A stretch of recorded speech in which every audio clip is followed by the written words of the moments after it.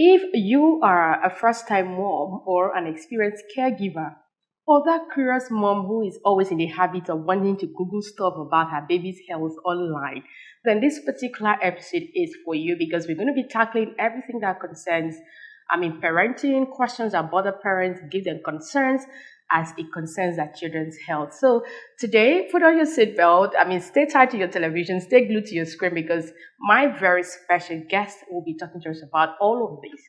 A very good evening to you and welcome to yet another very informative and exciting edition of Gyna Plus Radio and Afia Television. This is where we talk about health issues that affect women and girls and children, just add it that way. And of course, this show comes up every Wednesday at 6 p.m. There's always a repeat broadcast on Saturday at 8 p.m. And my name is Doris Mayim-Shishe. And of course, there's more coming up. Shortly after this break, you're going to meet my guest. Please stay tuned.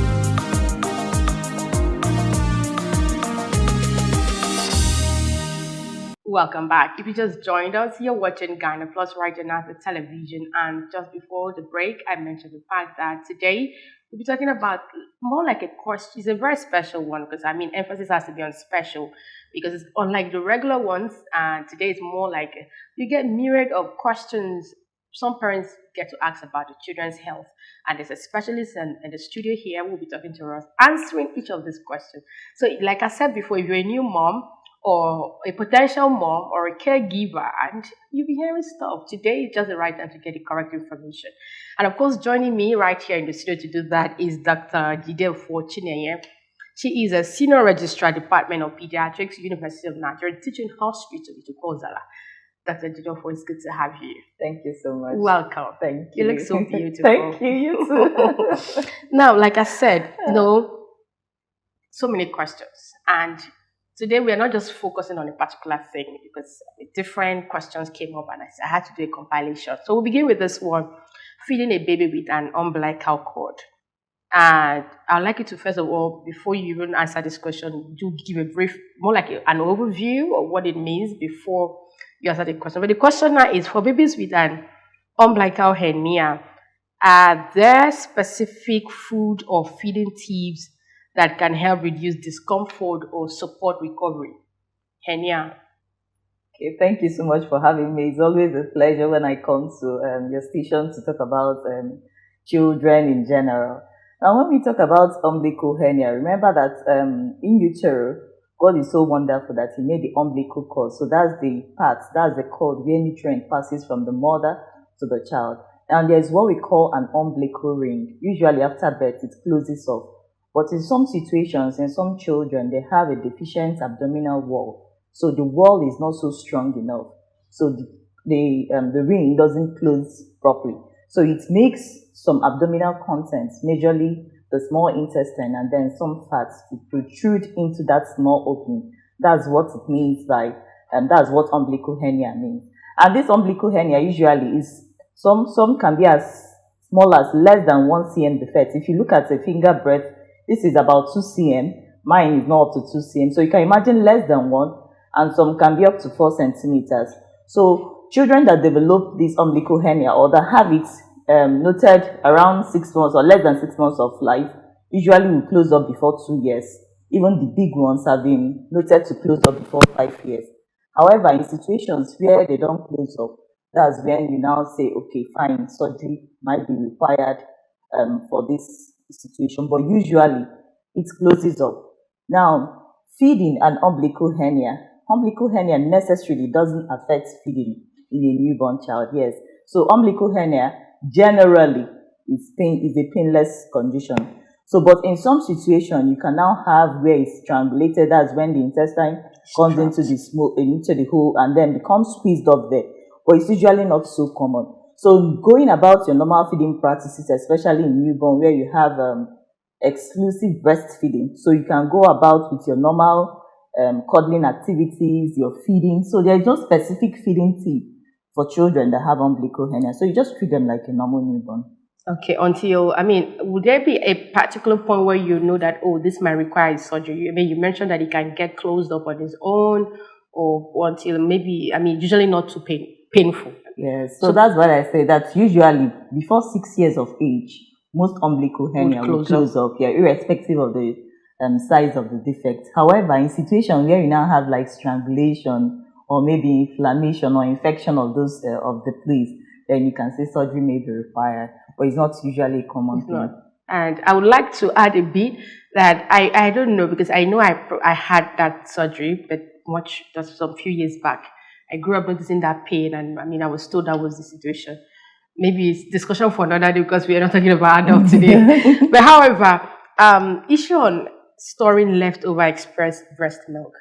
There's been argument around it that you can refrigerate, you can store, you can repeat. But this particular question is, if my baby doesn't finish express breast milk, is it safe to refrigerate it again for later use?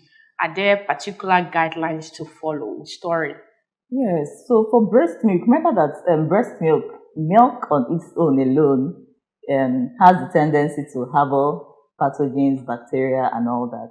So proper storage and even proper collection and storage is even very efficient.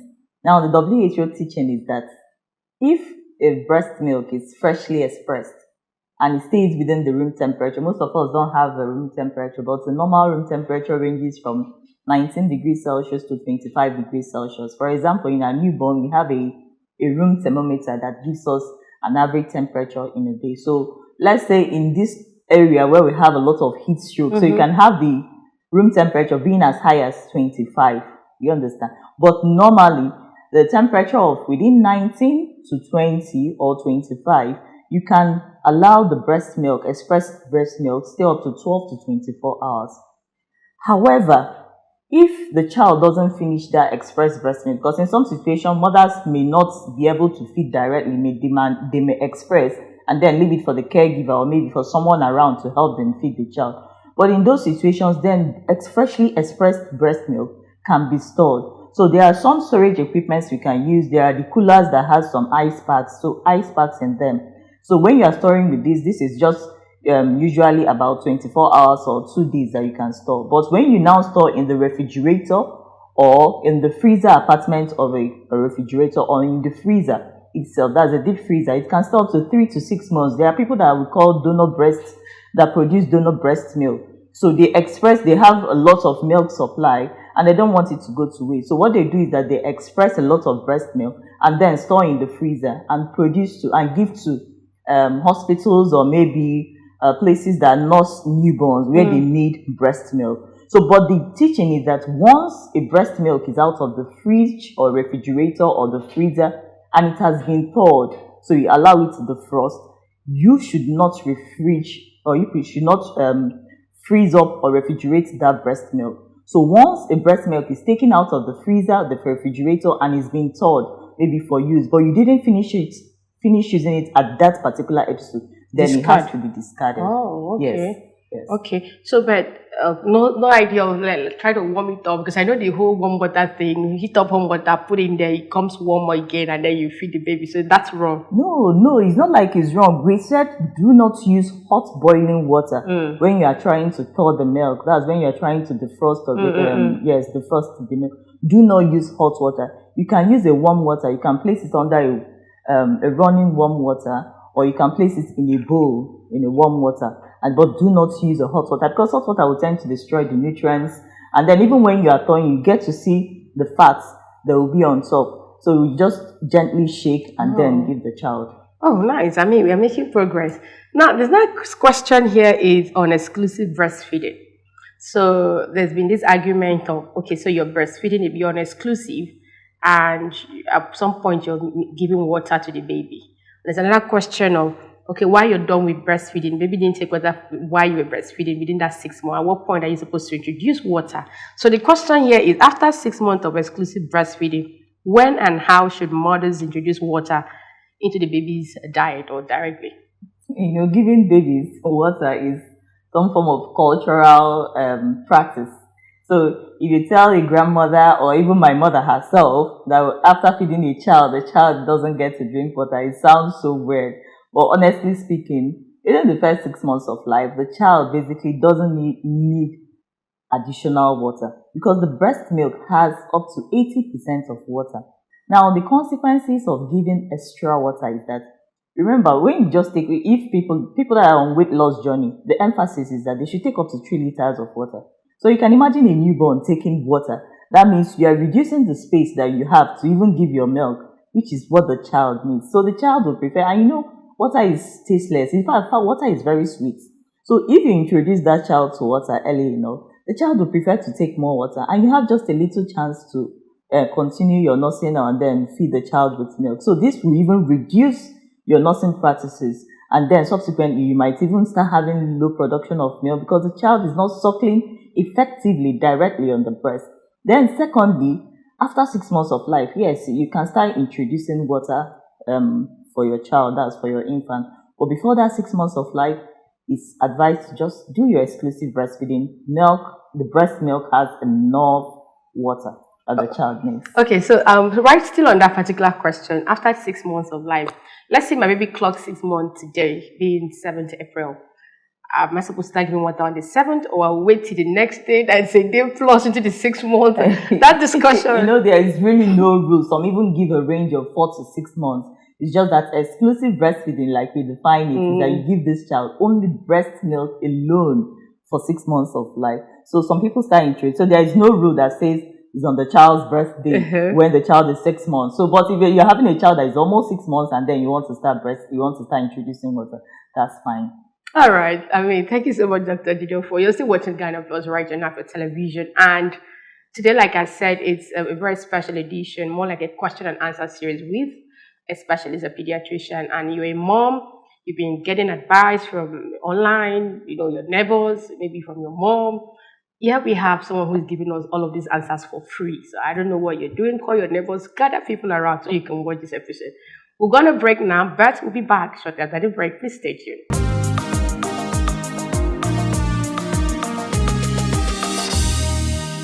Welcome back. If you just tune in, this is Gyna Plus right now for television, and this is where we discuss health issues that affect women and girls in the society. And today is a very special one. Women, girls, and today we're adding children to it. And we've been talking about a whole lot. Like I said, it's special because we have a list of different questions that mothers often Google. Sometimes they ask neighbors. Sometimes they get unsolicited advice from, some sources that of course, that are very close to them. But today there's a specialist in the house who is Dr. Jideofor Chinenye, a senior registrar, Department of Pediatrics, University of Nigeria Teaching Hospital, which is giving us direct answers for free. So please stay tuned and don't touch your remote because there's more coming up. So Dr. Chinenye, we talked about breast milk and exclusive breastfeeding, and at what point, that was before the break, at what point they should introduce water. Now, still on breast milk, boosting breast milk supply, this question says, increasing breast milk production is a common concern, and many moms look for natural ways to boost supplies. And sometimes you hear many mothers will tell you it's in our family, it's a natural thing, we naturally don't have breast milk. Even after trying, and they tell you people don't latch with different issues, and they just automatically would alternate to, formula feeds and all of that. So how can this, is there a way that it can be done naturally? Is there something as hereditary, not having supply at all? So just address that a little bit. Yeah, I understand the frustration with inadequate breast milk supply. In fact, it's a concern for most mothers. But really looking at it, when you're not producing sufficient breast milk, there are a lot of factors that are involved, including emotional support. So most women, currently or present times, I'm happy we are having more awareness when it comes to postpartum depression and then the need for emotional support in women. It's not easy seeing a woman, she has to breastfeed, she has to nurse, and other times trying to take care of the responsibilities in the house with minimal or little support, both from the spouse, people around. So all those things, or even when the child now becomes sick and has to be admitted in the newborn. So you see all those emotional stuff tends to affect breast milk production. Now when you talk about lactation, and then there's what we call the milk letdown. This milk letdown is being facilitated when the child suckles on the breast. So there's what we call a positive feedback mechanism. So that positive feedback mechanism means that the child has to be sucking continuously on the breast for you to, so it's not like, oh, you have a lot, hold on with the one you have. But God made it so wonderful that the more the child suckles on the breast, the more the breast milk produced. But irrespective of that, people have tried, and then just like you said, positioning. A lot of people don't know how to position during that's the proper positioning and latching during breastfeeding. That's why in some hospitals they have like what we call the breastfeeding guide, where the nurses or maybe some healthcare workers try to observe the mother's feed. Because if the child is not nursing properly, or even the mother is tired from nursing, she's not able to produce enough milk. Now, studies have shown that there are what we call the galactologs. So those are things that help in boosting the breast milk. But these are not specific. They've not been proven to be efficient or to be very most effective. You can have the medication part and then the natural part. Okay, so in the natural part, this is where we talk about whole oats. Okay, so that's oats. So people can either use it to make cookies or maybe take it like that. Then you have other seeds, the fenugreek, the fennel seeds, even coconut water.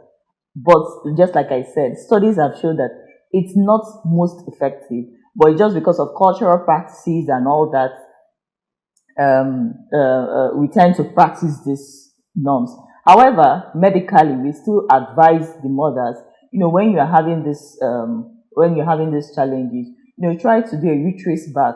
So how am I feeding the child? How often is my child feeding? And one thing is that once you are not breastfeeding efficiently, so once the child is not nursing directly on the breast, and then you tend to use bottle feeds, you see that there is a limit, there is a separation the child spends on the nipple, and then the separation that the child also takes during the bottle feed. So that creates that demarcation. So in essence, what we are trying to do is think about the emotional stuff as much as possible. We should help breastfeeding mothers get the emotional support they need, try to help them out in any way we can. And then mothers should also, you don't be so hard on yourself. I know it's not easy, but you see some mothers, they are so worried about it, they are tensed about it, they're emotional. And one thing about stress is that the more you stress about something, the more it keeps bothering you. So just relax. Yes. Yeah, thank you for that point. There's something I picked up from what you said, support. And from either the spouse or people around. I read a story just this week while I was doing some research about this whole question and answer. And I saw something that was really disturbing, right? A woman, in fact, that was her question I just asked now. And she said that she had a second baby. In fact, I think she's with the second and then pregnant again for the third, or with the third. And then she said she's feeling disturbed because she's scared that her partner would come hard on her because during her second baby, she couldn't produce enough breast milk, and that prompted them to get formula feed, and it was really expensive. And the man was already calling her that she's not woman enough. Why can't she see other women who are breastfeeding their babies for 6 months, saving money, and she's just being deliberate and wants to waste. So she was complaining that she's scared and she's worried. About the advice they gave was this: relax, because stress might be part of the reason. That anxiety might be part of the reasons why it's not even coming. So I say thank you for that, bringing out that particular point, and we hope that people tend to prioritize support more. Now, the second question now is still on breastfeeding. At what point, and another concern that moms used to have is, I have a baby who is still breastfeeding and I'm pregnant again and expecting a new baby. Should I continue breastfeeding the one I am with because of my pregnancy? Will it affect the one in the tummy? There's been some will tell you once you don't stop breastfeeding, it will affect the baby's growth in the womb. And then I will tell you this other one will not work and stuff like that. So put us through this concern, really. Well, really, just like I say, most of these practices still boil down on cultural and religious practices. Now, studies have shown that it's generally considered safe to continue breastfeeding while pregnant. However, if the woman has some special conditions where she battles with preterm contractions and preterm labor, remember that once a child is breastfeeding, there's a hormone called oxytocin, and oxytocin contracts the uterus. So if it's a woman that is battling with preterm contraction and then she continues to breastfeed, so there's a likelihood that oxytocin may be more, and then the woman may experience preterm contractions. However, I have heard stories, growing up, I've known that they said once the woman becomes pregnant, that her milk gets sour. Oh Now, yes, I think I read that that the too. milk gets sour. Igbo people call it that the milk baroque or something. Yes. So, but what happens there is that because a new baby is being produced, there is what we call the colostrum. Colostrum is the early part of the breast milk that has a lot of The one nutrients that and looks yellowish, sort of. yeah, that's the yellow part of it. So it's very yellowish. So that's the colostrum, and it's being developed. And the thing is that it has a different taste. So because of the density of more nutrients and fat in it, it has a different taste. So even the child that you are feeding, you are breastfeeding, we even naturally wean off the breast milk Oh. because it tastes a little bit different from the hind Oh, milk hence that the the sad child. taste. Yeah, Oh, so the okay. child will just naturally wean off the breast milk and all that. But is he considered generally safe? And also emotional and stress. You can imagine breastfeeding another child. I know in the first trimester, the woman is tired, she's having So morning many sickness, she's years. even having nipple soreness and all that. In addition, with someone breastfeeding, she might even have nipple cracks and all that. So that's the controversies with that. But is it considered generally safe? It's considered safe, except for all these few things that I just mentioned now. All right. I mean, this. I don't feel like we should end this. We are really wrapping up really soon, but we'll go on a very short break, and after that, Dr. Jideofor will just give us our final tips on this. This is going to be a two-part series, by the way, because there are so many questions that should be addressed. And on part one, we focus more on breastfeeding and all the concerns, and I'm glad she has addressed some of them. But there's more coming up. Please stay tuned.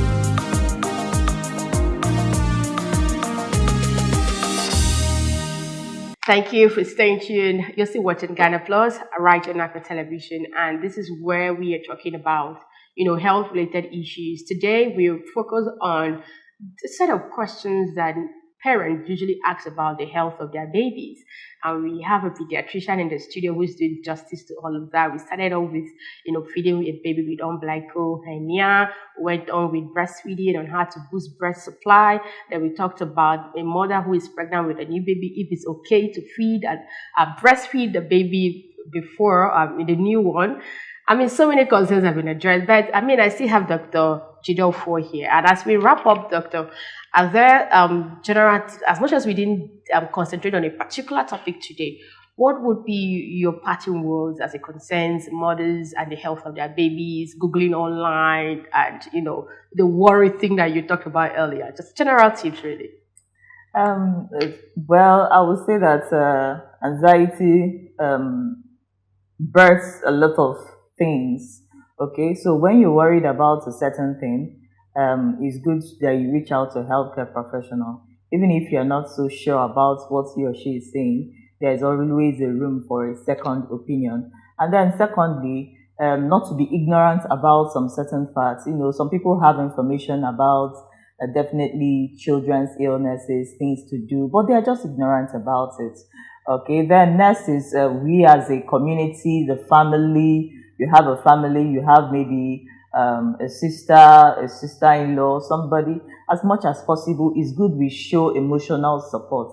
And it's not just to the women as well. It's just to the women. It's not just concentrated to the women, men as well. Because, sometimes when we talk about abuse, you also talk about verbal abuse and emotional abuse. Some of the words that you use with these breastfeeding mothers, anticipating things to happen in a certain way, can be very hurtful and very demeaning. Okay, so as much as possible, be kind with your words, do as much as you can, help out in places that you can do, and then don't take it upon, for the mothers themselves, don't take it upon yourself to do everything. If there is an opportunity for you to ask for help, ask for help. All right, thank you. Thank you so much. I mean, we had Dr. Jideofor Chinenye, who is a senior registrar, Department of Pediatrics, University of Nigeria, teaching hospital in Fozala, answering some of these popular questions.